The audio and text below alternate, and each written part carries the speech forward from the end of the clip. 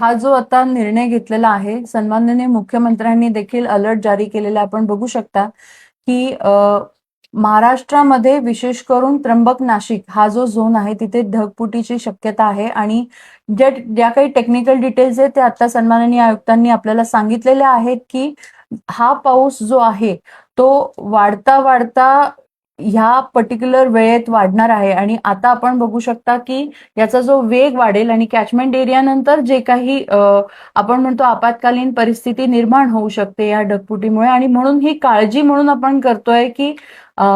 आधीच आपल्या रस्त्यांवरती खूप सारे ट्रॅफिक आहे म्हणून उद्या सर्व शाळांना सुट्टी देण्यात आलेली आहे असे निर्देश जारी केलेले आहेत. महानगरपालिका हद्दीतील सर्व शाळांना सुट्टी देण्यात आलेली आहे. याचबरोबर आम्ही सगळ्या नागरिकांना आवाहन करतो आहे की जितकं शक्य होईल तितकं कमी आपण बाहेर पडावा आज संध्याकाळपासूनच, कारण पावसाचा जो ओघ आहे तो वाढणार आहे आणि हळूहळू हे पाणी रात्री आपल्याला लागणाऱ्या ज्या काही वस्तू असतील,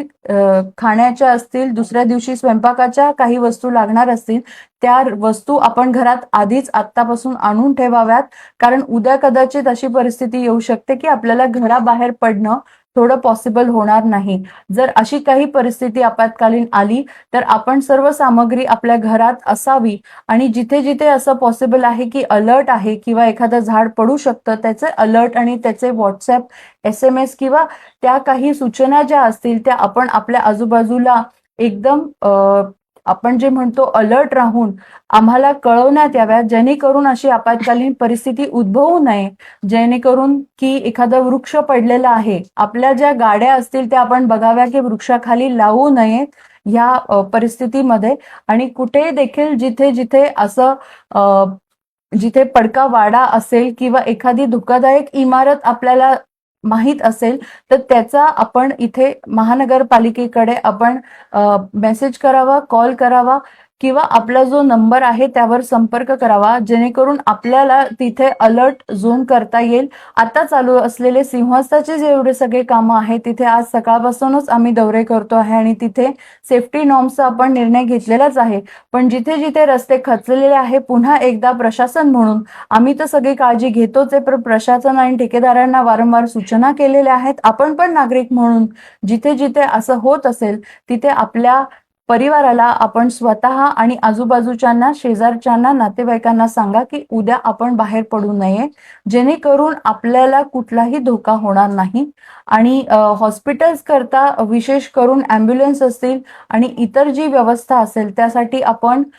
जे कोणाचे हॉस्पिटलमध्ये नातेवाईक असतील किंवा असेल त्या हॉस्पिटल्सचा देखील संपर्क आपण करून ठेवावा आणि त्याची काही व्यवस्था जी असेल त्यासाठी आपण विशेष काळजी घेतली पाहिजे पेशंटसाठी, जेणेकरून त्यांचं जे काही व्यवस्था असेल ती एका ठिकाणीच लागली पाहिजे या दृष्टीने काम झालं पाहिजे. प्रायव्हेट हॉस्पिटल्स असतील किंवा मनपा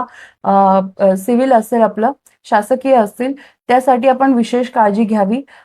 अनेक गोष्टी आहेत छोट्या छोट्या ज्या आपण ह्या माध्यमातनं नागरिकांना कळवू इच्छितो की सतर्कतेचा इशारा हा नाशिक शहरात देखील आहे आणि नाशिकच्या आजूबाजूला जास्त वृष्टी होऊ शकते इगतपुरी आणि त्र्यंबक या भागामध्ये, म्हणून आपण उद्या करता बाहेर पडणं टाळावे एवढी आमची नाशिककरांना सर्वांतर्फे विनंती आहे.